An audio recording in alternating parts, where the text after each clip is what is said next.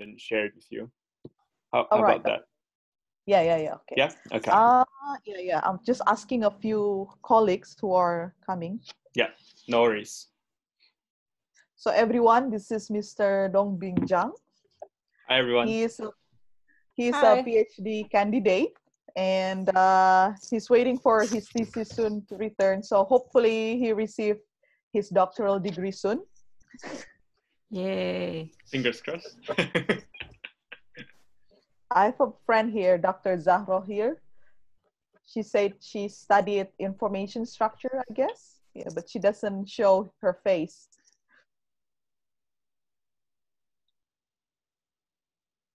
Yeah, it's me. Yeah, here. Dr. Sonia is here. Dini is here. So, Mus, Yeah. Dr. Sonia is the head of the study program. So she's joining us Sonia. now. Nice to meet you. Just call me Sonia, please. I'm trying to teach the students.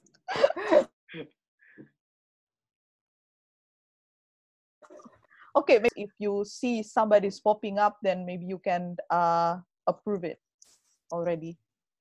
Okay. We've got 7 so far. 8. Yeah, I think I invited another 3, but I'm not sure if they're coming. Ibu Filia, Ibu Usmi, Bab Utuk, and Ibu Sisil, but I don't know where they are. Were they there in your first session when you created your meeting, or do you think they didn't get the invitation?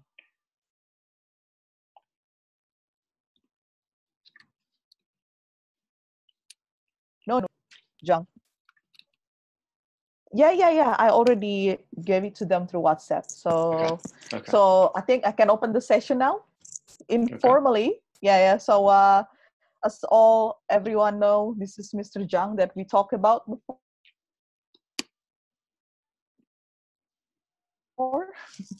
So we already talked about it a little bit, and some of his tiny piece of knowledge from the abundance that he knows. And I really hope that this can benefit the students, really. Okay, so Mr. Zhang, I give you the floor. Okay. Thank you very much, Harni, for inviting me. It's a really great pleasure to be able to do this online, especially at this special time. And it's really great seeing you guys joining us. Today, I'm going to share some grammatical analysis we can do about information flow in student writing. So how students organize their text. And feel free to stop me at any time during the workshop if you have any questions, okay? So today's workshop is going to be about very simple 2 things. One is called a system called theme, and the other is called information.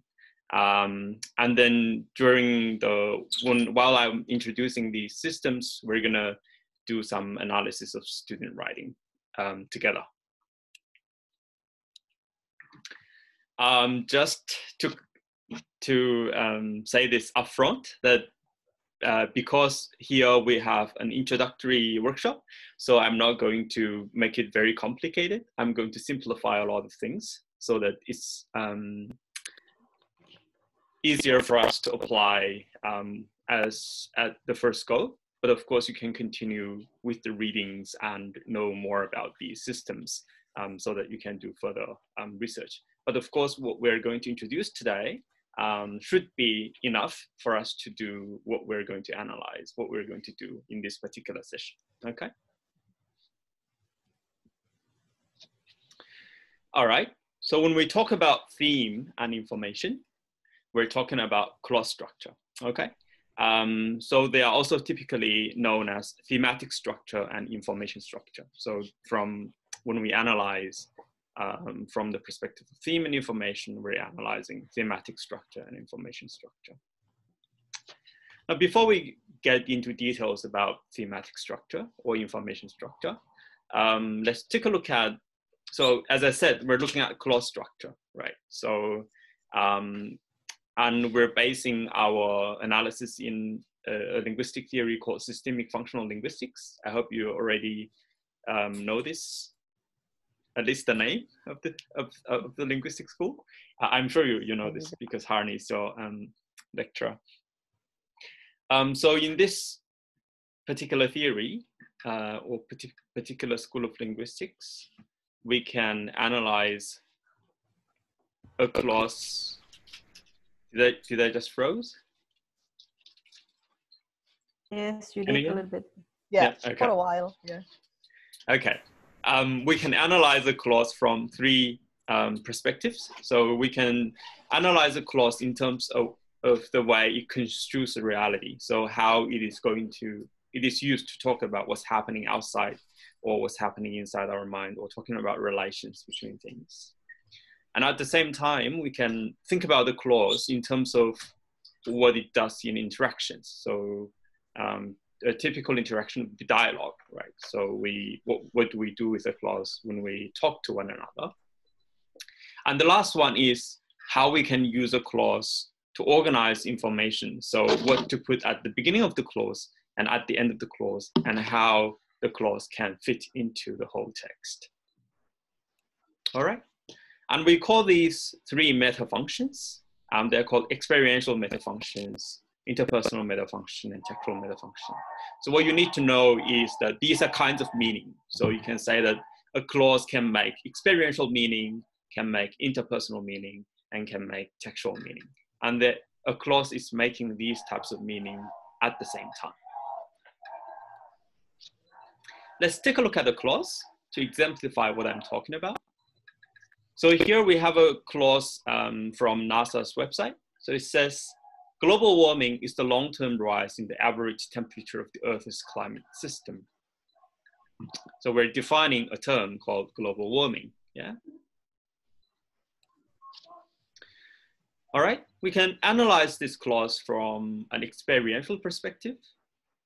And the labels we use to analyze this type of clause is called token and value. So we have a token, we have a name. Here is global warming, something we say, right?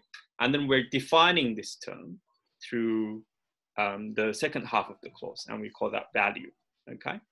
So token versus value. So this is one way we can analyze this clause.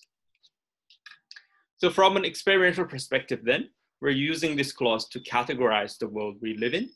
So in this particular instance, we're categorizing the rise of the temperature in the climate system as global warming. Yeah? So we are putting categories on the phenomenon we observe, and we call this global warming. And this type of analysis makes this clause different from clauses such as, I feel the temperature is rising year by year, which is talking about your feeling, right? So what's happening inside your mind, probably. Or human activities making the earth hotter than before. So we're talking about an action going on outside. So the clause we analyzed here is about defining things. It's not about what's happening inside your mind. It's not about what we're doing. It's about observing something and then categorizing it. So that's one way we can analyze this clause. And we can, again, take a different perspective and analyze this clause differently. And I'm guessing you might be more familiar with terms like this. So for example, here, global warming is the subject of the clause, is the finite, and the rest is the complement. I'm not going to talk in detail about what they are. I'm just telling you that we can analyze differently from what we did previously, okay? So from an interpersonal perspective, we use this clause to interact with other people by giving a piece of information. So if I'm giving you a lecture and I said, global warming is the long-term rise in the average temperature of the Earth's climate system, I'm giving you an information, right? A piece of information. And this is achieved through the grammar by putting the subject before the finite. So we could have said, is global warming the long-term rise in the average temperature? Right? That way we'd be asking a question. So now I'm giving you an information. So that means this type of analysis is emphasizing the fact that this clause is different from clauses such as, is global warming the long-term rise in the average temperature of the Earth's climate system? Versus, raise the temperature. For example, if I say raise the temperature, I'm asking you to do something instead of giving you information or asking for information. Okay, I think I just froze there again. Anyway, all right.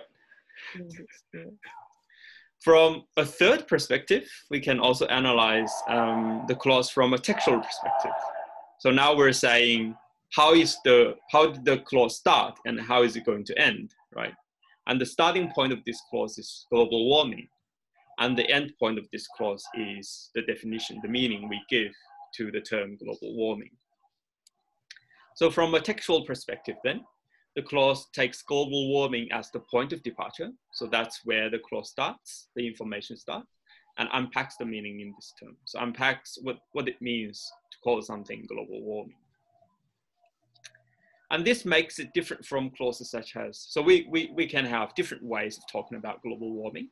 We could have said the long-term rise in the average temperature of the Earth's climate system is called global warming. So we can put global warming at the end of the clause instead of at the beginning of the clause, yeah? Or we could have said, what global warming refers to is the long-term rise in the average temperature of the Earth's climate system. Alternatively, we could also said, it is the long-term rise in the average temperature of the Earth's climate system that is called global warming. So we're talking about, if we talk about this in terms of experiential meaning, so the sense of what we're talking, the reality we're creating, we're talking about the same thing. We're talking about global warming and its definition, right? And interpersonally, we're giving information. There's no difference in that.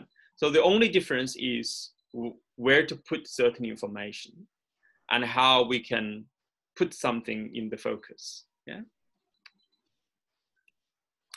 What this means is that from systemic functional linguistics perspective, we can analyze a clause from three complementary perspectives. So we can talk about it from the perspective of experiential meaning, we can talk about it from the perspective of interpersonal meaning, and we can talk about it from the perspective of textual meaning, okay? So a clause is making three meanings at the same time.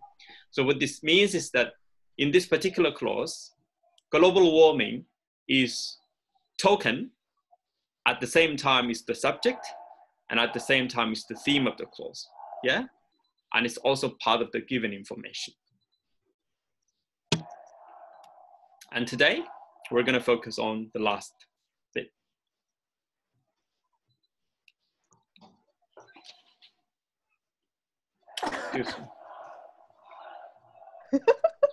He's not fasting, guys, so it's okay. Oh, sorry. No, it's okay. Okay. Okay. Now, because textual structure organizes information in a clause, it is relevant to both experiential and interpersonal meaning. So when we analyze textual structure, we would typically refer to interpersonal and experiential meaning to do the analysis. Okay. Now, before we talk about how we analyze, how we can do the analysis, I'll just give you what the terms we're going to use, okay? So for the system of theme, the structure of the clause is theme followed by rheme. So it's always theme, rheme, okay? So the question is, which ones are the theme? And for the system of information, the typical structure of the clause is given followed by new. And I'm saying this is typical because there are other ways we can do it. So we can put new information at the beginning, in the middle, at the end. But the typical sequence is given information in English is before the new information. Okay. Now, by the end of this workshop, you should be able to do this kind of analysis. So when I give you a clause, you can do this.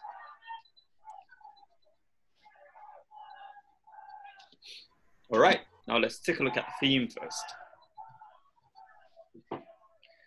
Now for the system of theme, what we are concerned with is how can we identify theme? How do we know what is theme? Where is theme, right? Now before we do that, let's give theme a definition. So what are we talking about when we talk about theme? So the theme in a clause is the element that serves as the point of departure of the message. So that's where, as a speaker, you choose to start your message with. And the function of theme is to locate and orient the clause within its context. So you're trying to orient your reader to the whole text. When analyzing a text, draw the boundary between theme and rheme at the subject. So this is what people did based on research, and I'm just telling you this. So when you do analysis, just stop at the subject. And of course, your question would be, what is subject, right? And we're going to talk about that. So for example, in the clause we looked at, global warming is the subject. So we'll just divide theme and rheme there, okay? And it is a decision by analysts, because information doesn't, chunk up not nicely. It should be like a wave. So you have a beginning and then you wane down to rheme. It should be a coherent wave. But in order to analyze it, we're trying to give it a point where we can just segment it. And there are, of course, alternative ways of identifying theme, which I'm not going to talk about it because it's going to take a lot of discussion to do this. So I'm just giving you the answer. Just divide the text at the subject. Now the question would be, how do we know which part of the clause is the subject? Right, that's an important question.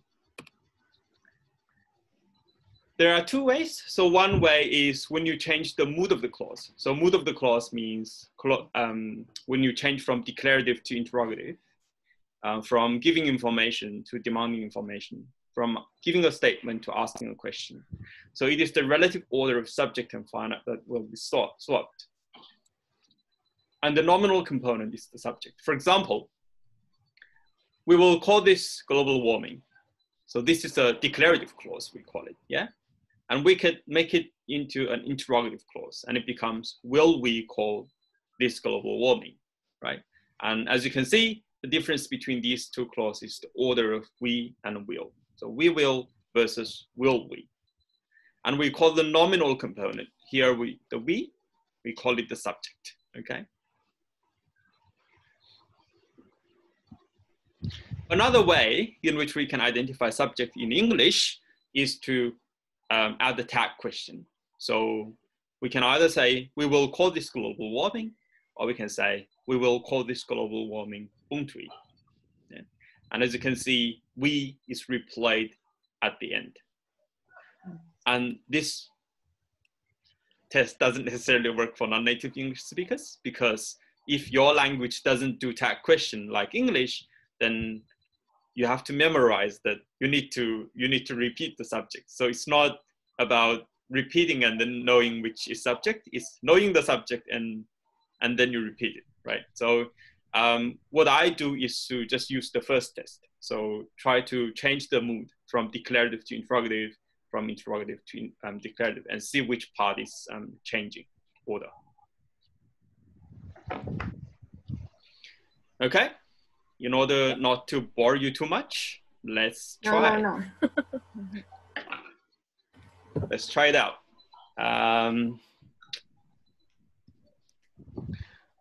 So I believe Hani have already shared this with you.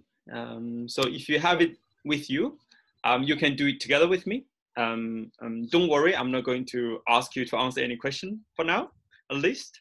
Let's just try to analyze this, see what we can get out of it. Now, this is from an argumentative text written by a student. So this paragraph has some grammatical mistakes we're going to ignore for now, because that's not our focus, right? Okay, so here it goes. It says, first of all, learning is a practice to allow youngsters get many knowledge. Some experts assume that those who start to go to school in an early age are more able to grasp the subjects effectively and easily. Okay, so here's the paragraph. Now, what do we do with it? the first thing you need to do is to divide the text into clauses, into ranking clauses. A clause typically have a verbal group in it, a verb in it, okay? So when you see a verb, when you see two verbs, you probably have two clauses, but sometimes it's not two clauses, but we'll talk about it as we encounter them. So first of all, learning is a practice. Now here we have a verb to allow youngsters get many knowledge. So you can see that we've got three verbs, and you might be wondering whether we have three clauses.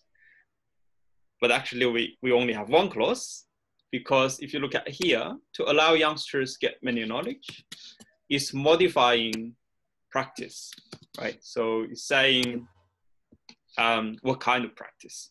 A practice which allows youngsters to get many knowledge. So the second bit, we call it an embedded clause. So embedded clause is not a ranking clause, and it's not an independent clause. So we'll just stop it there, okay? Okay, so that's our first clause. Did you hear me? I think I froze. I'm freezing now. No. Are you with me? Yeah, you froze for a while. Yeah. Yeah? We are. Okay. Okay. Some experts assume, so we've got another verb here, that those who start to go to school will start to go are more able to grasp this and be able to here. Yeah. Okay, so we've got different verbs again. And as you can see, here we have a relative clause in traditional grammar sense. Again, this clause is modifying those, right? So we don't need to separate it as a unit of analysis for theme. And we're supposed to assume that those sorry. So who starts to go to school in early ages is modifying those, right? So some experts assume that these people are more able to grasp subjects effectively and easily, right? And if we do this in a strict sense, we would separate it here. But for now, we're not going to do that because the second clause is dependent on the first one. And I'm going to tell you why later on, okay? We'll just let it go. All right. So for now, we've got two clauses here. Now, the next step is to identify the subject. So for the first one, it says learning is a practice to allow youngsters get many knowledge.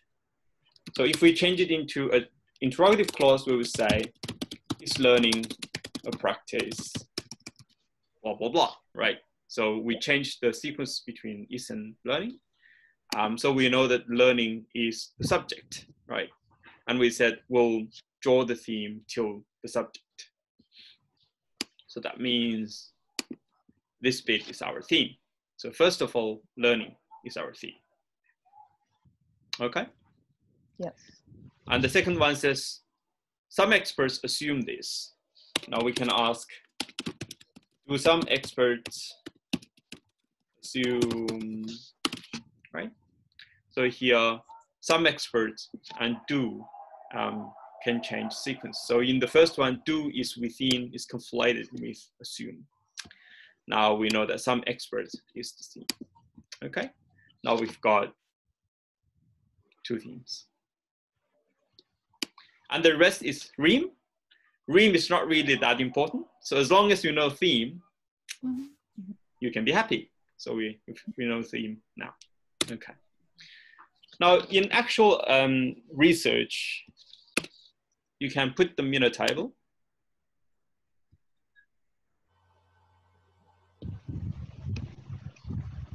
So you can draw a table and say theme. I'll first just write down the theme that is the subject. Okay, so here we've got learning,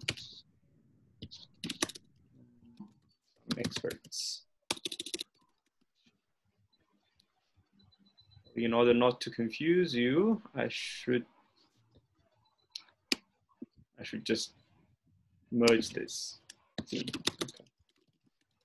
First of all, okay? So we've got, first of all, learning some express. These are the theme.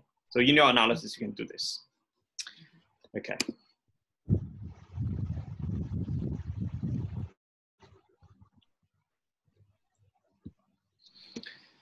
All right, now as you can see, in the example we just looked at, we have first of all, and we have learning. So apparently we have more than one theme, right? So we can talk about types of theme. Now we're gonna call the subject theme unmarked theme, okay? So whatever is the subject, we'll call that unmarked theme. So in this particular clause, for example, we've got global warming, which is the unmarked theme. So what does unmarked mean? So unmarked means just the way English clause typically starts. So unmarked here means typical. If you want to change, if you want to put something before unmarked theme, or what we call marked theme, you have to have a good reason to do that. If you don't have a good reason, then you don't normally put another theme before unmarked theme, okay? Now it's possible for 3 other types of theme to occur before unmarked theme when there's a good reason to do so. They are called marked theme, textual theme, and interpersonal theme. Now marked theme, which means it's unusual. Typically there are good reasons to put a marked theme before a marked theme. So marked theme refers to the component of a clause that occurs before the unmarked theme and has experiential meaning in it. Now, if you're following me, you could be asking me questions like, what is experiential meaning, right? So experiential meaning means it has some referential meaning. So it's something you can refer to. So things like people, things, place, time, cause, effect, and so on. And these are called experiential meaning because it's related to experience. It's something you can point to, it's something you experience, okay? And marked theme, the function of marked theme is typically to show a shift in phase or stages. So in your text, when you're writing or when you're teaching your students to write, typically if they need to change from one topic to another, you would need to use it's helpful to use a marked theme, okay? Now let's see how it works in actual text. Now here's how the student starts her or his argumentative essay. So this paragraph happened before the paragraph we looked at previously. It goes, in some countries, children start going to school when they are 4 years old, while in other places, many governments encourage children to begin the formal education at 7 or up. Personally, I do agree with the first view, and this essay will outline the reasons. Now we just said, we first divide the text into ranking clauses, okay? So ranking clause means not embedded. So not embedded means the clause is not modifying a noun, okay, a head noun. So ranking clause means clauses that do not modify other nouns. So here we've got 6 ranking clauses. In some countries, children start going to school. Second clause is when they are 4 years old. The third one is, in other places, many governments encourage children to begin the formal education at 7. And the next one is, personally, I do agree with the first view. And the last one is, this essay will outline the reasons, okay? Yep. This is the first step. And then we can identify the unmarked theme using the method we just talked about. So here we know that the first one is children. So because you can say, do children start going to school? Yeah. And the second one is they are 4 years old. You can say, are they 4 years old? So they is the unmarked theme. And the third one, we can ask, do many governments encourage children to begin their formal education at 7? So many governments is the unmarked theme. And in the next one, personally, I do agree with the first view. So you can say, do I agree with the first view? So I is the unmarked theme. And in the last one, this essay because you can say, will this essay outline the reasons? So this essay is the unmarked theme. So once we know the unmarked theme, we can talk about what's happening before the unmarked theme. And if you go through the things that's happening before the unmarked theme, in some countries, in other places, these are marked theme because they have experiential meaning. So they're referring to some kind of experience, right? So I mean, in some countries, it's referring to some countries. In other places, it's referring to other places. So here we've got marked theme.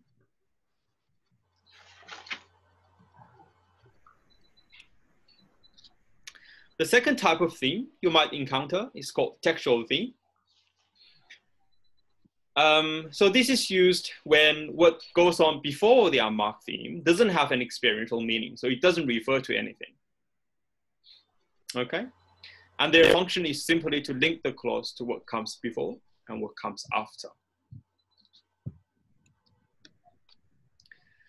Let's take a look at the first example we looked at again. We just analyzed. So here, first of all, learning is a practice to allow youngsters to get many knowledge. Some experts assume, so on. Now, what we need to do is to look for components of the clause that occur before the unmarked theme, and they are used to link the clause to what comes before and after. So the function of what was going on in the unmarked, before the unmarked theme is to link the clause to the context. And here we've got first of all. So first of all is really organizing the text, yeah, into different points. So when you see first of all, you would typically expect second, third, and last. So it's ordering. So first of all here, the function is textual, and we call that textual theme. It's not referring to anything, it's simply ordering the text. But like textual theme and interpersonal theme does not have experiential meaning. So different from marked theme and unmarked theme, textual theme and interpersonal theme does not refer to anything. Different from textual theme, so textual theme is used to organize text, right? So interpersonal theme is used to express the author's opinion. So giving the author's assessment. So again, if we take a look at this sentence we just looked at, we said the red bits are marked theme and the black bits are unmarked theme, right? And here, the blue part is the interpersonal theme. So personally here means from my personal perspective. So it's not, first of all, it's not referring to anything. It's not organizing the text. It's just telling you that this is my personal opinion. So the function is interpersonal, and we call that interpersonal theme. And we can add textual theme to our analysis. So for example, in the second clause, when means is used to link the second clause to the first one, right? And this last and is used to link this clause to the previous clause. And I just missed one here. So while here is also a textual theme because it's used to say that there's a contrast between what's been said before and what's been said in this clause. Yep. Okay. Do you want to take a break or do you want to continue? Continue. Okay. Continue. Okay, continue. Or do you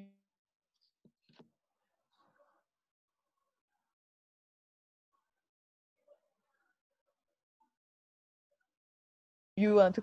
It's okay. We can continue.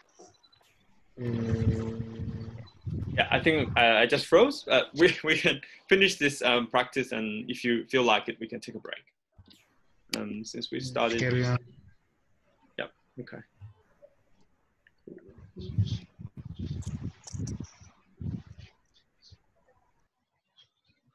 All right. Now let's take a look at this paragraph as a whole, because we previously just looked at two clauses. Now let's take a look at the whole paragraph again. So first of all, learning is a practice to allow youngsters to get many knowledge. Some experts assume that those who start to go to school in the early ages are more able to grasp the subjects effectively and easily. Added to this, the human's brain are set in the great learning mode to absorb new knowledge when they are younger. Therefore, many countries, particularly Asia, create compulsory law to send children below 5 years to formal education. It may be expected as an advisable method in order to offer early exposures as much as possible for many young children to learn. So you need to excuse the grammatical problems because apparently the students still learning to write correctly. Yeah. All right. Now we said that the first clause ends there, and we know that the second clause ends here.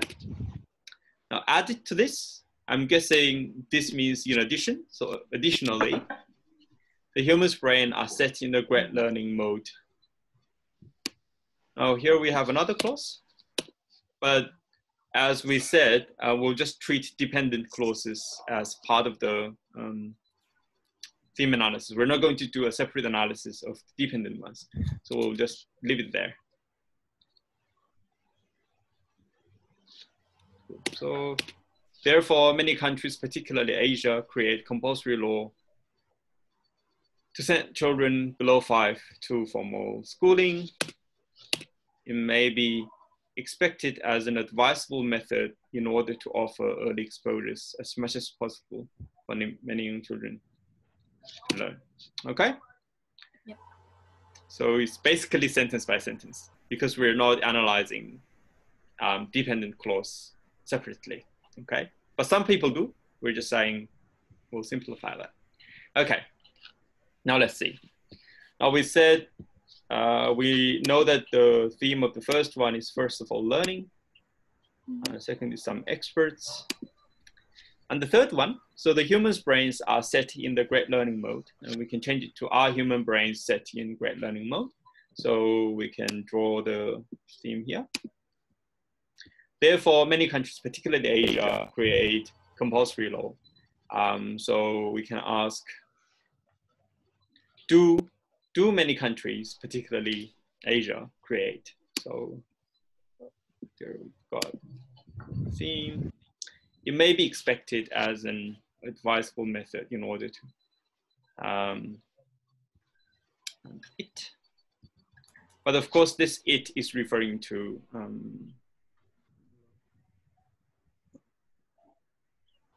the law. Yeah, create compulsory law to send children below 5 years old, right? Okay. All right, now the second step is we can draw another table. I'm gonna reuse this table.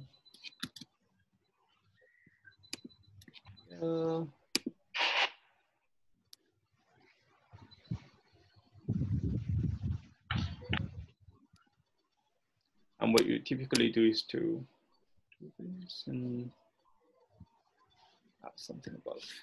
Okay. And this is our unmarked theme, right? So just unmarked. And this is our marked, sorry, we said it's textual theme.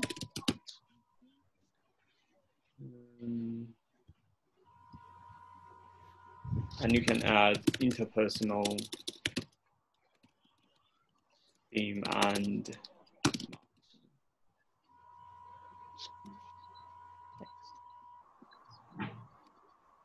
okay. And here's the Rheme, and we're not gonna fill in the Rheme here. Now let's take a look at our text. So some expert, let's take a look at the third one. So the human's brain is the subject, so it's the unmarked theme. Yep. I'll just correct it and say the human brain, okay? No, we can't do that because if we're analyzing student writing, we would need to write down whatever they wrote, yeah? Okay, the human's brains. And added to this is, the function is like in addition and, right? So it's textual. Textual. Yes, excellent. So here we've got added to this. And the next one, many countries, particularly Asia. So many countries is the subject. And particularly Asia is giving additional information to the subject. So we'll just put it together with the subject. And therefore, is giving you a logical relation between what's going on before and after, right? So it's textual again.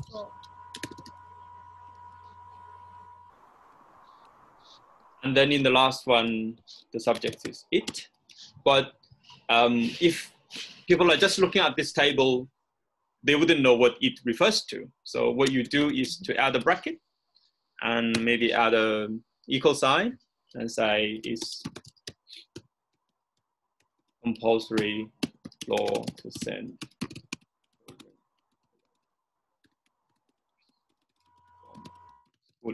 Okay, so that way you know what it refers to.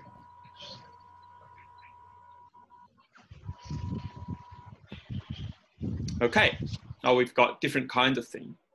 Yeah? Yeah. Yep. Okay.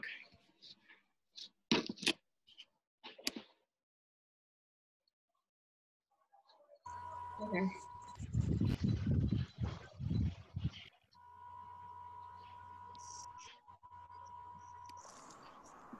All right, now before we go into information, maybe let's take 5 minutes break. So Harni. Yes. So we have another 1 hour, is that correct? We have another hour for question, including question and answer. Is that right? Yeah. Or 15 minutes or so? Yep. Yeah. Yeah. Okay. Okay. We can take a 5 minutes break 15. and to relax a bit. You don't have to be here. Like you can just you can turn off your video and. Sorry. I usually just go. Okay. Now what I can do is but that's all right. Stop my video. Yeah, sure. You can stop the record. So, yeah, students, if you guys have some questions.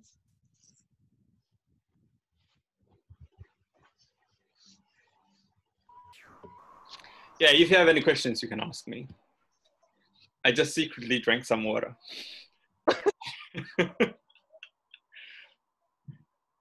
It's okay. Well, I just find it easier for me to follow your lecture because I have read Buharini's reference before. So it's really, it really benefits me. That's great. Thank you, Buharini. Great to know. Yeah. I'm glad. Happy.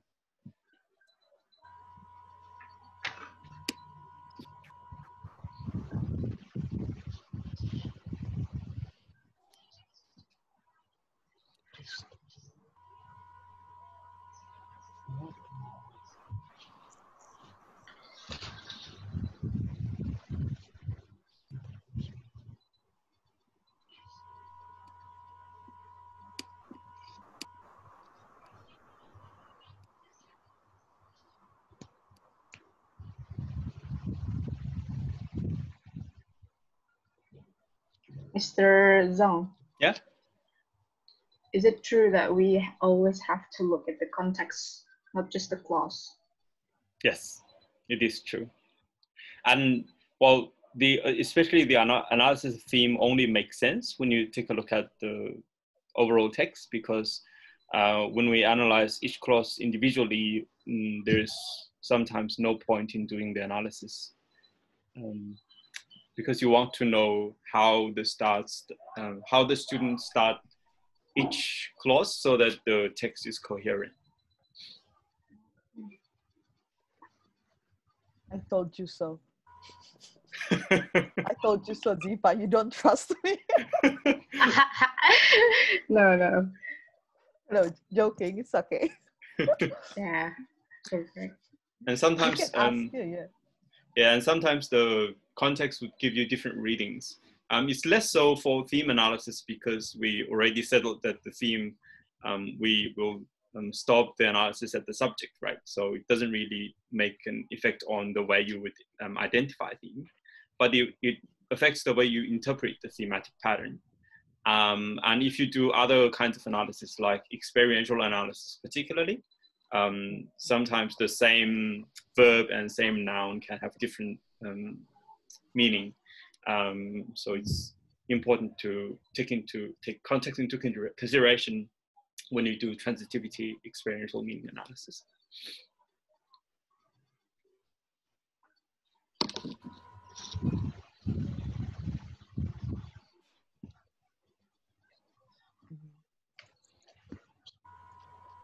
So it looks like you don't need a break. I don't. We usually just go like train, no pit stop.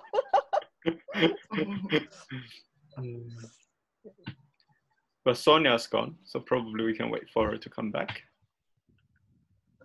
I'm here. Oh, you're here. Okay.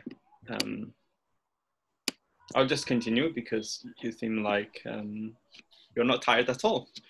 Okay. No, you're not.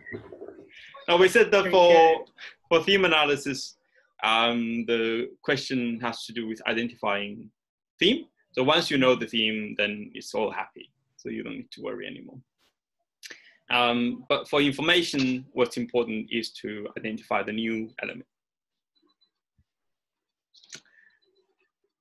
Then you might be wondering, why do we need two types of analysis for textual structure? The thing is that they are concerned with different perspective. So for theme analysis, you are concerned with the speaker's perspective or the writer's perspective. For information analysis, you are concerned with the listener's or the audience's perspective, the reader's perspective. So the theme is what I, the speaker, choose to take as the point of my point of departure. So how I'm going to start this message. And when you look at information, you have given information and new information, right? So the given is what you, the listener, already know about or have accessible to you, which means the new is something you don't already know or something you don't have access to. So theme Rheme is speaker-oriented, while given new is listener-oriented. And some scholars analyze information at the level of phonology. So they say that information is a phenomenon in phonology instead of grammar. But we're not going to detail about that discussion. Okay, we'll just simply say that we can do this for clause as well.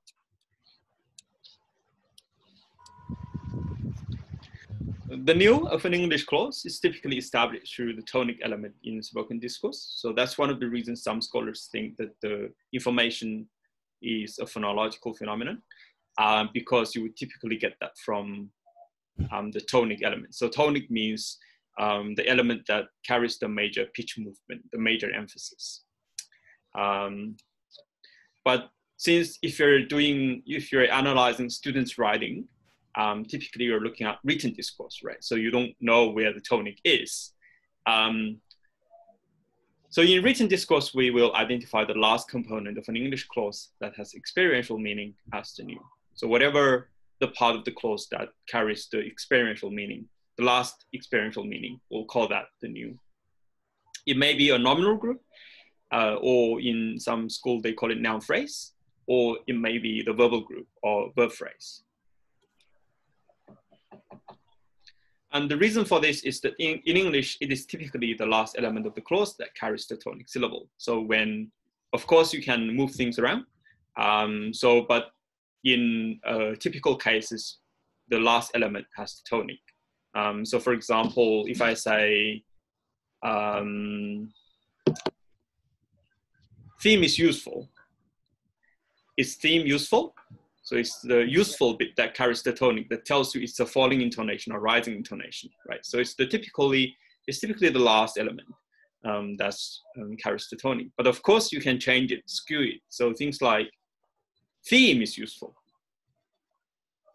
So I'm saying theme is useful instead of new, maybe. You can say new is useless, yeah? Theme is useful, but new is useless. So I'm making a contrast between theme and new. Yeah, or he is the thief instead of she. Yeah, he is the thief. So you're using intonation to identify the theme. But in written text, you can also use other methods. So things like it is he who is the thief. So that way, you know, he is the new information because it's a contrastive new. And I'm going to show an example of that later on. And when you're analyzing spoken written discourse, typically we're saying that you can use the last component as the new, but sometimes the last component can be very long, but you still would identify the long.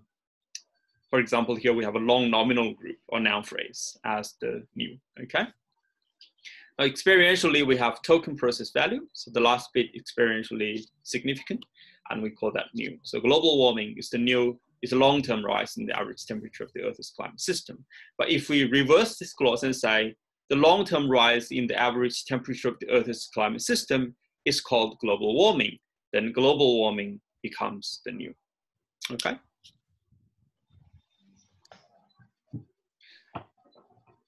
All right, so that's it. So for new, it's simple. If you're analyzing written discourse, it's really easy. So you just identify the last experiential element. So let's go back to our text and see if we can find the new elements.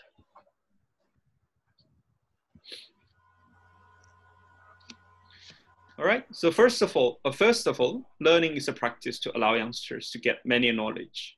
So here the last bit is many knowledge, and typically you can see that there's a change in word class. So here we've got a verb, and here we have a nominal group, yeah? Verbal group, nominal group. So this last bit, we can identify it as new. So many knowledge is the last experiential component, and we're gonna call that new. This is written discourse. That's why we're just saying that everything is said normally. Some experts assume that those who start to go to school in early ages are more able to grasp the subjects effectively and easily. So here we've got a nominal component, and then here we have adverbs, right? Adverbial groups. And we have, so you can just highlight the adverbial ones. So they are the last component. So we'll just put them as new. Added to this, the human brains are set in the great learning mode to absorb new knowledge when they're younger. So when they're younger, it's a dependent clause, but we said we wouldn't analyze dependent clause for theme for the purpose of this workshop. So you can just say that when they are younger is the new, or you can simply say younger is the new. So younger is the minimal new, yeah, minimally. So whatever we're saying is minimally new. So you can have more new before that, but we're just saying, because it's harder to get without intonation, we'll just analyze the minimal new. Which one is at least this part is new, yeah? The next bit, so therefore, many countries, particularly Asia, create compulsory law to send the children below 5 to formal schooling. So here, to formal schooling, we have a prepositional phrase, right? We've got a preposition and we've got a nominal group. We call that prepositional phrase. So you can just say to formal schooling is the minimal new. It may be expected as an advisable method in order to offer early exposures as much as possible for many young children to learn. So here, to learn is the minimal new, is the verbal group. So we're changing from nominal component, like many young children, to learn, to a verbal component. Now, what you can do is to combine your theme analysis with your new analysis. So the way to do it is to simply get rid of Rheme and say minimal new. So this is minimally new. Yeah? At least this is the new information, and you can add it to your table. Any knowledge effectively and easily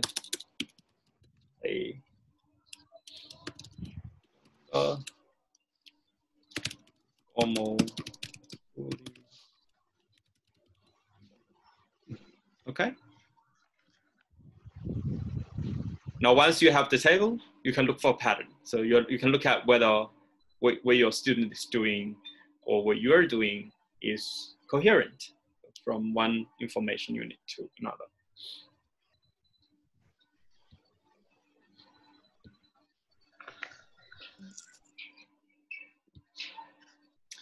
Okay, there are some special cases you need to think about when you do your analysis, or you might encounter in your analysis. The first one is a phenomenon called theme predication. I can't remember what it's called in traditional grammar. Maybe collapsed sentence. I can't remember exactly. But in SFL, this is called theme predication. So what it means is that you use a particular structure to say something is the theme. So here, it is not the technology which is wrong. So the technology is the theme, right? And the technology is not wrong. So using this sentence, you can move things around. So it wasn't until 1986 that we finally come back to work in the UK. So the normal sequence would be, we didn't come back to work in the UK until 1986. You can say not until 1986, until 1986, we didn't come back to work in the UK. Or alternatively, here you can say it wasn't until 1986 that we finally come back to work in the UK. Now here, the technology and until 1986 are the theme. But what this structure does is that it also makes that bit new. So the technology and until 96 is both theme and new at the same time, okay? And we call that contrastive new. So for example, when you say the technology is not wrong, when you say it's not the technology which is wrong, you're expecting something else, right? You would say it is the people that is wrong, yeah? It is not the technology which is wrong, it is the people that's wrong. So it's really contrasting technology and the people. So here the technology is the theme, the starting point of your clause, but at the same time it's a new. We call it contrastive new. You're saying it's in contrast to something else. The second type of clause you might encounter in your analysis is called thematic equative. So something equals something, so A equals B. So here we've got, what I want to talk about is the nature of certain kinds of evidence used in the courts. You can say the nature of certain kinds of evidence used in the court is what I want to talk about. So it's equal, so A equals B. Yeah. What really annoyed me was that he didn't tell me the truth.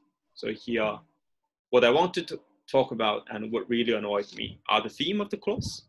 But you can use this structure to put whatever in the clause to the beginning of the clause. Yeah.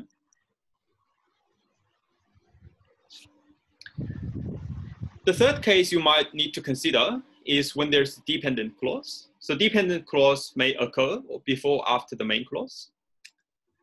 For example, here we've got a dependent clause called when we study the narrative of plants such as wheat and maize, attached to a main clause, maybe the purely evolutionary perspective makes sense. Now, we know that the clause starting with when is a dependent clause because you can put it at the end of the main clause. So maybe the purely evolutionary perspective makes sense when we study the narrative of plants such as wheat and maize, okay? So what do you do when you encounter this kind of clause? So when a dependent clause occurs before the independent clause, we can analyze it as a marked theme. So we can analyze when we study the narrative of plants such as wheat and maize as marked theme, and maybe it's an interpersonal theme because it's assessing the possibility. The purely evolutionary perspective makes sense. So the purely evolutionary perspective is the subject, so that's the unmarked theme. And you can say that the dependent clause here is giving you information about time, occasion, yeah, so when you talk about this. And of course, you can analyze them separately. So when we study the narrative of plants such as wheat and maize, you can say when is the textual theme, we is the unmarked theme, and then Rheme, and maybe it's interpersonal theme, the purely evolutionary perspective is unmarked theme, and so on. So there are two ways you can analyze this. But typically, this one gives you more information, useful information, because sometimes when you analyze the dependent clause separately, it doesn't really give you a lot of information about how the information flows from clause to clause. So when you look at the whole text in context. When a dependent clause occurs after the independent clause, it's more useful to simply analyze the semantic structure of the independent or main clause. So when you see clauses like many governments encourage children to begin the formal education at 7, we've got two clauses. So many governments encourage is one clause. Children to begin the formal education at 7 is another clause. We call it the non-finite clause. But that's dependent on the first one. It's more useful just to analyze the thematic structure of the first one, okay? in descriptive linguistics, if you're describing English or if you're describing, for example, Indonesian or Sundanese, you probably need to do it clause by clause. But when you're doing your applied linguistic analysis, you can make this kind of decision. You can say, it's more useful, it's giving me more information if I simply just analyze the main clause. So the dependent clause is not really contributing to a lot of the meaning conveyed in the theme, or it doesn't really tell us much about how the text is unfolding from clause to clause.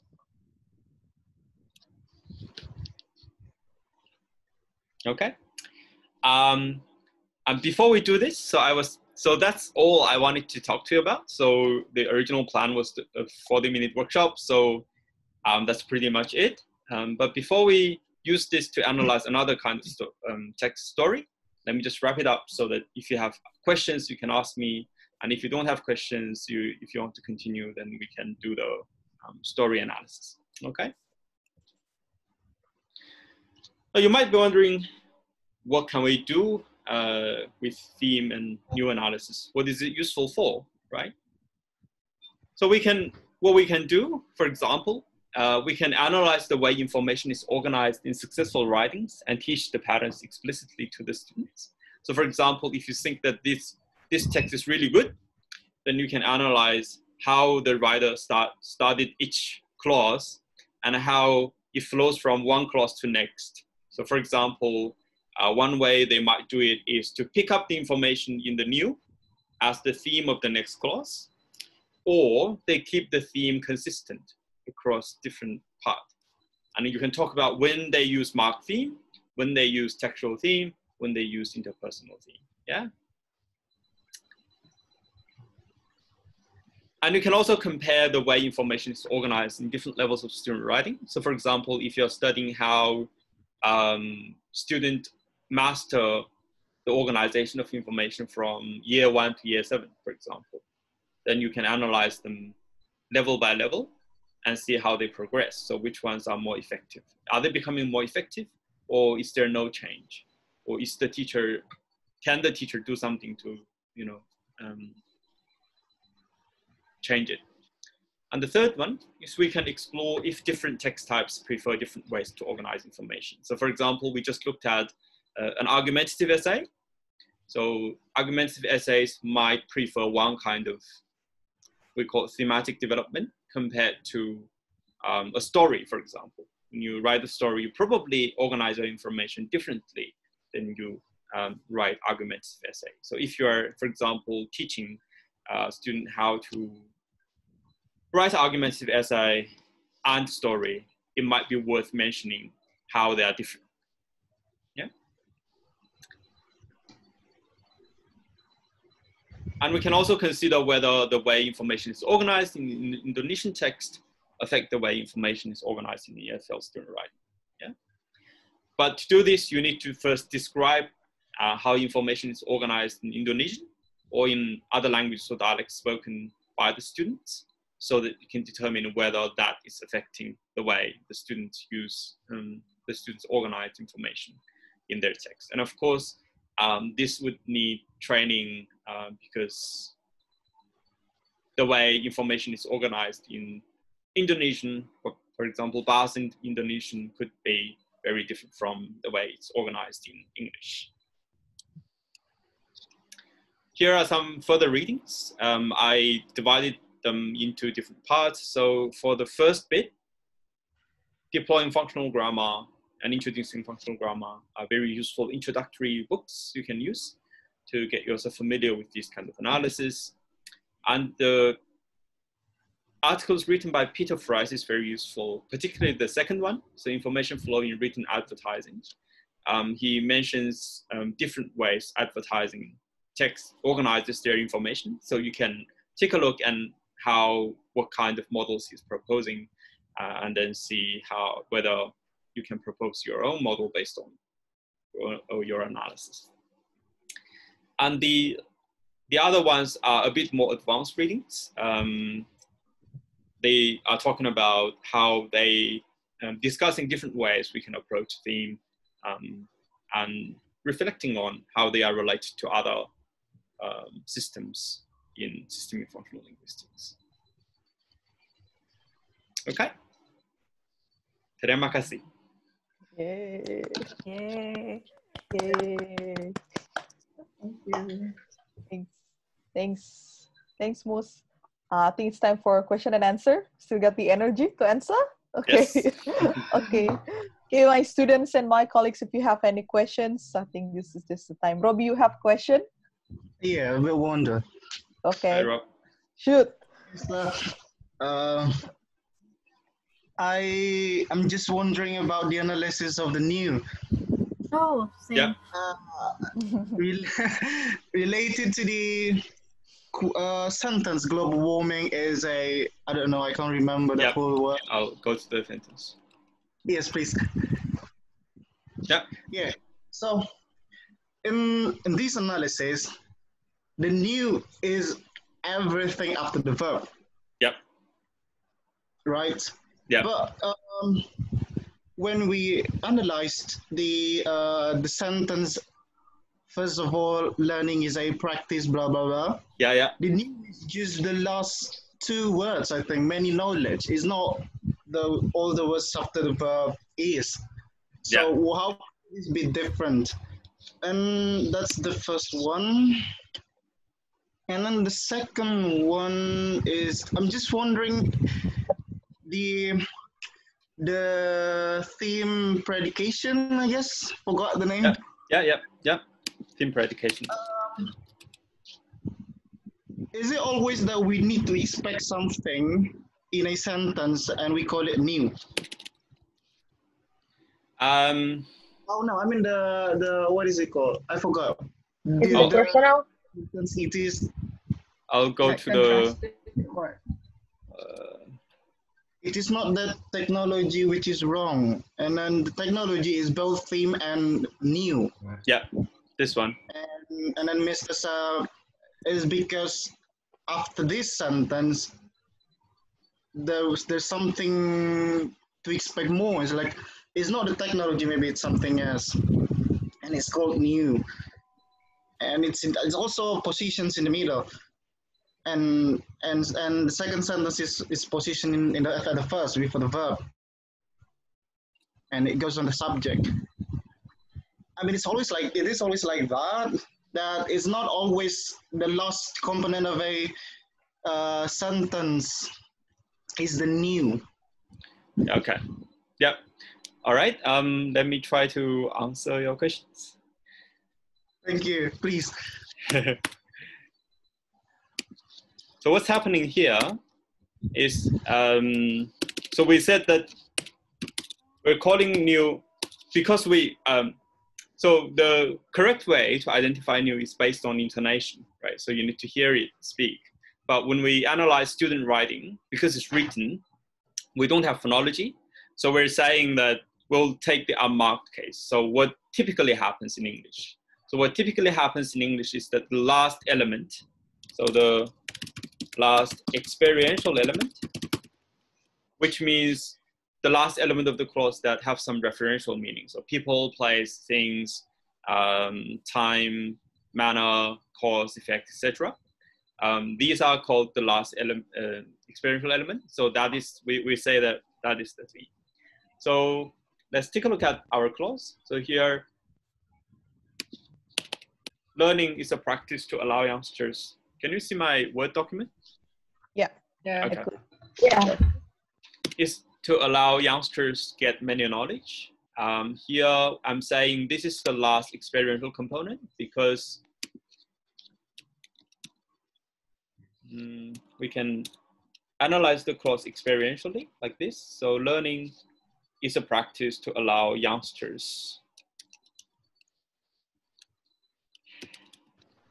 Now, if you don't have training in transitivity analysis, if you didn't learn to analyze transitivity, then you can simply say many knowledge is a nominal component, right? So it's a noun phrase, it's nominal.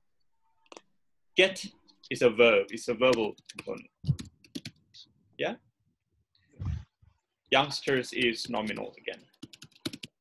So when you change from verbal to nominal, you just keep the last one. So here is nominal. So many knowledge is nominal. So that's the new information. But in our case, global warming is the long-term rise in the average temperature of the Earth's climate system. We only have 3 components. So global warming is nominal. Is verbal because you can attach tense and aspect. And the last one is nominal. So the long-term rise is the head of the noun, and everything else is modifying it. So long-term rise in what? In average temperature. In average temperature of what? Of the Earth, this climate system. So here we have one long nominal component, which is typical in academic writing. Okay? So that's why I'm saying that this last bit is the new. Because the clause only have 3 components that has experiential meaning. So what is being defined? The verb that's used is, and then the definition itself. So there are only 3 components compared to the first one where we've got different components. And the last component is many knowledge, okay? So it really depends on which is the last component, no matter how long it is, all right? So I hope that answers your first question. Yeah. And your second question was about theme predication. Okay. What we assume in communication at least in writing, for example, it's not, at least when we're not chatting with our friends. For example, if you're attending a lecture, if you're reading a book, typically you would expect to find something new, right? Something you don't know. Or the writer would assume that you don't know, so that the writer tells you what it is, right? So that's our assumption. So when we say,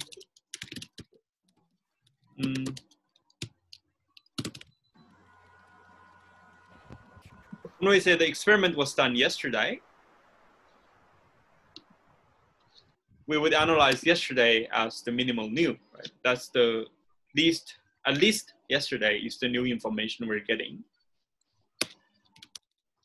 And we said that for, if you can use intonation, you can just change it. You can say, the experiment was, you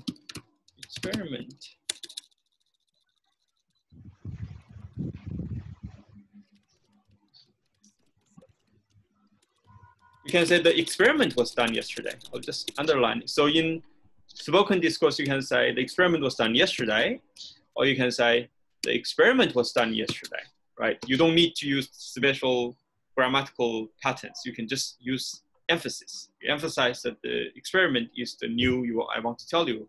I want to tell you that it is the experiment that's done yesterday. It's not anything else, it's the experiment. But in written one, because you don't have intonation, you can use specific ways to put something as new. For example,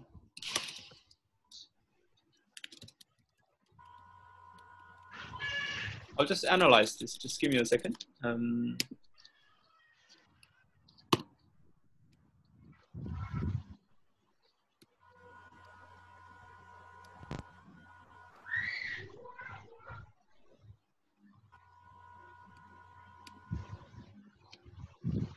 So from the perspective of theme, we've got theme here, right? And we have, from the perspective of information, we've got new there. So theme and new, yeah? But you can also make the two together. So you can say, it is the experiment that was done yesterday. Now you might say it is emphasis. So it is trying to emphasize that it is the experiment that was done yesterday. And in the context of the text, you don't necessarily get another clause at the end of, after this clause. You might be just saying this because you're expecting your reader to think that something else happened yesterday instead of the experiment. So here the experiment is both theme and new. And the clause is useful because you can also say it is yesterday when the experiment was done. Yeah, it was yesterday when the experiment was done. It's not today, it was yesterday. So you're saying yesterday is what I'm going to tell you. It's something I expect you don't know. So yesterday becomes new again. And we know that yesterday is also the beginning. Now it's the beginning of the sentence. So yesterday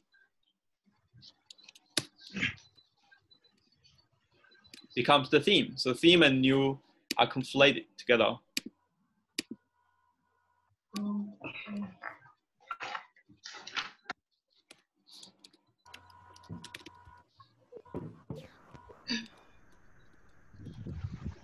And we call this phenomenon conflation. Okay?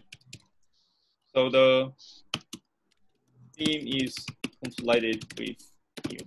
So the beginning, the point of departure of your clause is at the same time the new information you want to tell your reader. And you have to use this structure because in written text, you don't have intonation. So you can't say yesterday. The experiment was saying yesterday, you can't say that. Yesterday, you have to say it is yesterday. Otherwise, your reader doesn't know that you're trying to say yesterday instead of today. Does that answer your questions? Yes, yes, absolutely. Great. Okay. Do you have any other question? Mr. Zhang, you mentioned about the minimal what? Minimal new, yeah? What's the difference between the new and minimal new? Can you repeat your question? I think I just froze. Lost connection. I think it's... Hello? Yeah, I think it was frozen for a while. Can you ask your Ziva, question again? Could you repeat? Ziva, could Oh, you repeat? Yeah, you mentioned earlier that there was a minimal new. So is that a new or a part of new or what? Yeah, okay, I see what you mean. So again, it has to do with the way new is identified, because we're saying that new is identified based on intonation, and we don't have intonation. And what we can do in written text is that simply to find the last element that must be new. And when we say minimal new, that means it could be this all part is new. We don't know because we don't know the intonation. So we're saying at least this part is new. So there, you can just analyze forward, but we have no way to know without listening to it. So that's why we're saying it's minimal new. So in your analysis, it gives you a criterion. It gives you a standard so that you know where to stop. For example, the way you analyze this.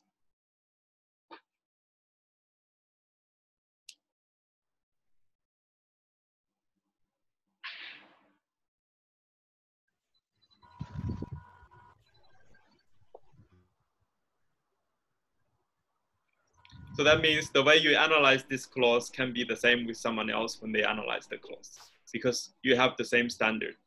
And we're just calling it minimal new so that, you know, to capture, it's not, we're just capturing the minimal bit. We're not capturing everything. There's probably something else before that's also new. Okay. So it's hard to say when I say, he went to the shop to get some beer, for example. He went to the shop to get some Coke, for example. In your minimal analysis, you would analyze some Coke, right?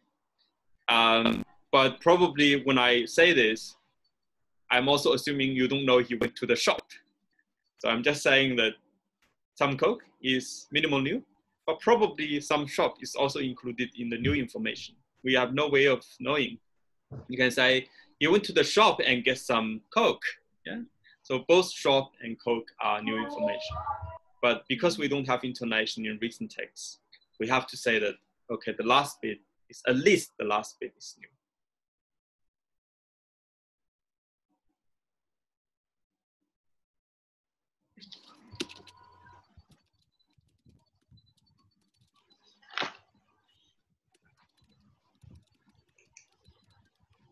Yeah, okay, got it.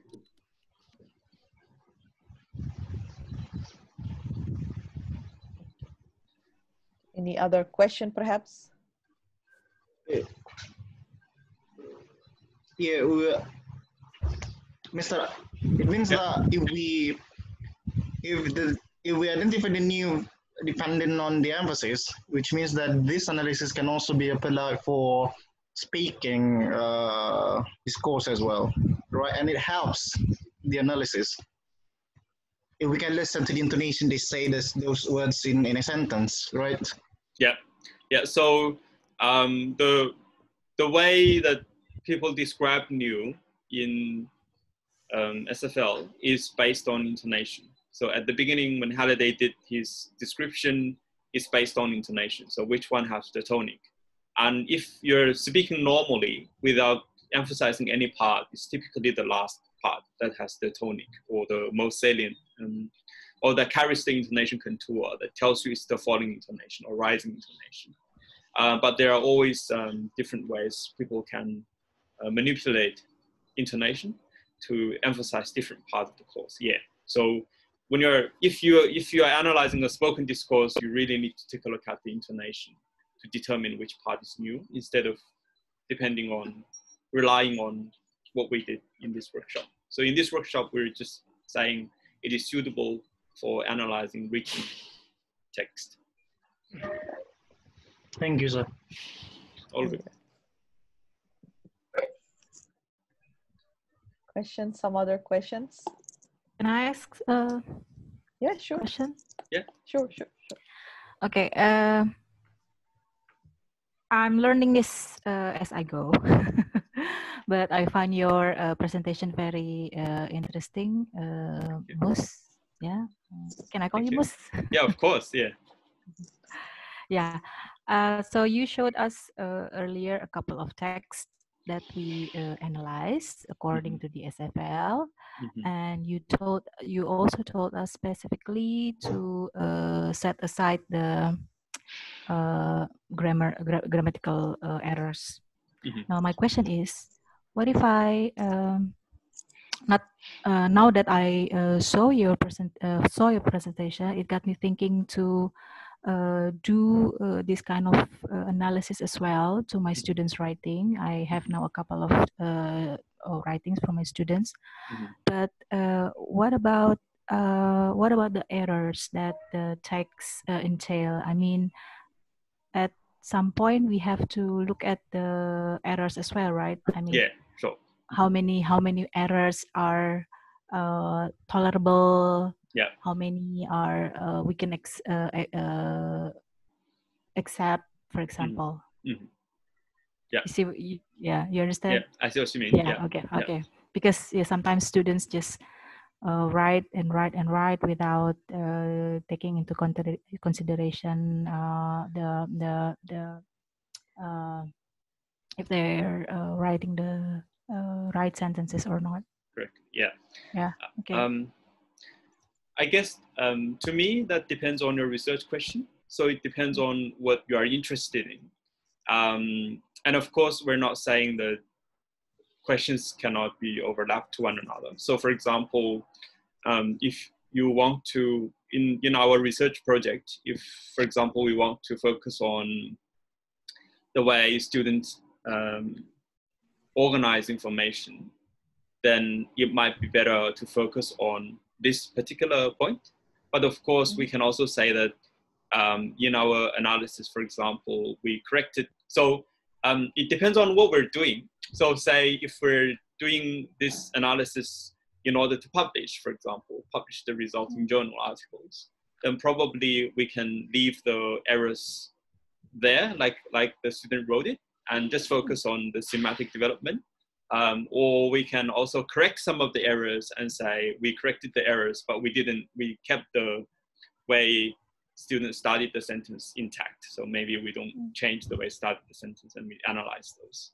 That's one kind of scenario we might do this kind of analysis. Another part is when we try to teach the student, for example, after studying successful text, and we're trying to teach that to students, then I guess, so we can approach it either globally or locally. So we can start locally each clause, again, it depends on at which stage of your pedagogy you're at. So for example, if you want to spend 1 or 2 hours correcting their grammatical mistakes before you do any text-based instruction, then I think that's fine too. So it's based on what you really want to achieve.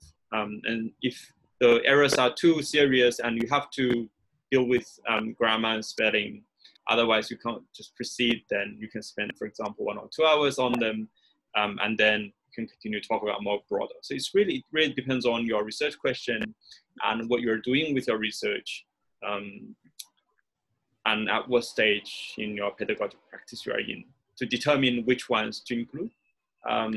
As far as I know, sometimes when we try to focus too much on details, students lose the big picture, right?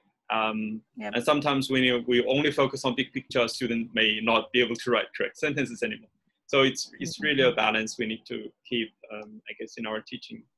And it's harder for students to absorb everything when we try to do everything. So for example, in one pedagogic practice, pedagogic step, if we want to correct both the way they organize information and the grammatical errors, then you could, overload the student. That's my experience in teaching English. Okay, thank you. Thanks.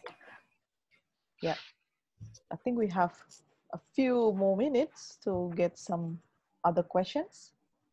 You guys, do you have any questions? Dini, Wilhima, do you have questions? Yeah, ma'am. Okay. Actually, my question has been asking by Robbie the same question about new information about the tonic elements. So, yeah.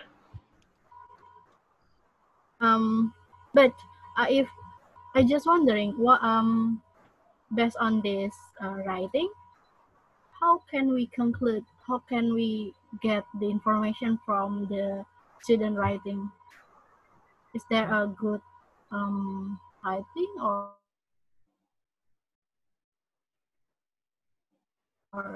things like that? The writing, analysis, yep. you mean? Yeah. Yep. I mean that. I think I did. I think I just Did froze. you hear? Oh, I think she was wondering how could we interpret this kind of analysis. Yeah. Yeah. So as I was saying at the end of the workshop, what we can. So there are a couple of things we can do. So first of all, our aim when we look at student writing, our aim is to teach them so that we can teach them how to write effectively or communicate effectively, right? So one of the first things we can do is to look at effective writing and analyze the theme and see what is the typical preferred pattern in effective writing. And then after you analyze your student essay, and of course, as a teacher, sometimes we would have a feeling that this is not really going right. So there's something wrong with the way information is organized. Then you can compare your student organization of the information in your student writing with the effective writing, and make your conclusion from there and say whether the student effectively mastered the way information should be organized in this type of text or not. Yeah, so I guess when we analyze student writing, what we're concerned with typically is, are they successful? Are they doing it? Are they doing it right so that they can use this in some real context when they communicate with other people? Can they express their meaning, express their meanings clearly and effectively? So I think one of the most efficient ways to compare that with effective text, so that we can point explicitly what they're doing right and what they're doing wrong. And if you are looking at, if you're not looking at student writing, if you're looking at effective writing, I guess that can also in itself a very meaningful project, because you can then describe how information is organized in different kinds of writing, so that people can use your finding to teach students maybe. or student can read your findings and correct their way they write themselves. Yeah. I hope I answered your questions. Thank you, Mr. Zhang. Yeah. Okay. So I think that's all. If you have no more questions, Mulhima, Zahro, do you have question? I think I have one question due to the Yeah, go unstable ahead. connection. If I'm a bit lost. Oh, okay. So a bit of unstable connection. Yeah. In interpersonal.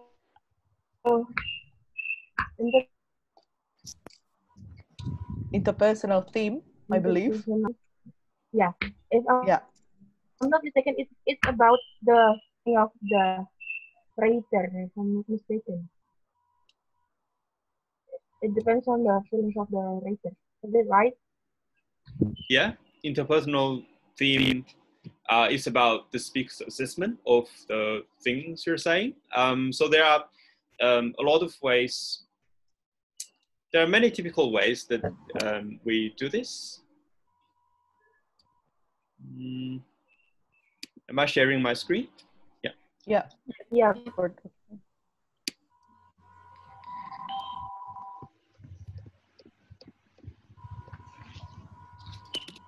So one of the typical ways to have interpersonal theme is related to modality. So things like probably, usually, equally. So these are kind of assessment you can make about the text. And of course, there are other types of things. For example, unfortunately, so you are expressing your emotion. Okay. For example, yeah. So these are called interpersonal theme, and interpersonal theme may also include things like I think. Yeah. I wonder. In my opinion. Yeah, in my opinion. So these are all saying that this is your point of view instead of other people's point of view. So these are also typical ways of expressing interpersonal theme. Yeah. Interpersonal is starting your theme. Interpersonal is starting your clause. Yeah. All right. Thank you, Mr. Zhang. Okay. Yeah. That is all. I guess I think everyone has asked a question. But Zahro, are you gonna ask some question? Thank you. Everything was explained clearly. Thank you. Great. Okay, great. All right. I think it's just time for us to give Mus Zhang a round of applause to share this knowledge for us. Yeah. Yeah, and I think that is all. As promised, the record will be distributed later, and Mus is happy to share the layout of the analysis that will be useful, especially for the students. I think. Yeah. Okay. I'll share the video with you through Dropbox maybe. Yeah. And I'll give you the updated slides and also the analysis of the text later. Yeah, sure. I'm really happy that you guys enjoyed it. Yeah, we did. We do. Thank you so much. Thank you so much. Thank you so much. Bye-bye. Did I finish? End the meeting. Okay. Yeah. Bye, guys. Bye.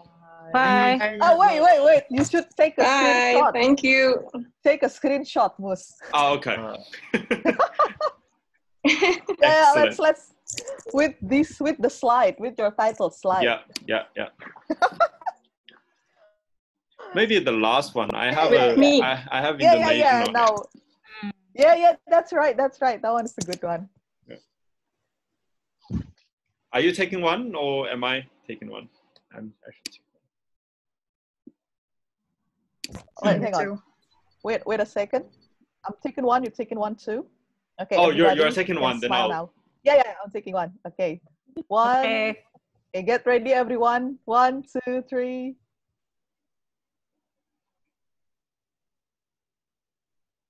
One more, I guess. Okay, one more. 1, 2, 3. Okay, that's all. Nice. Thank Okay, you. great.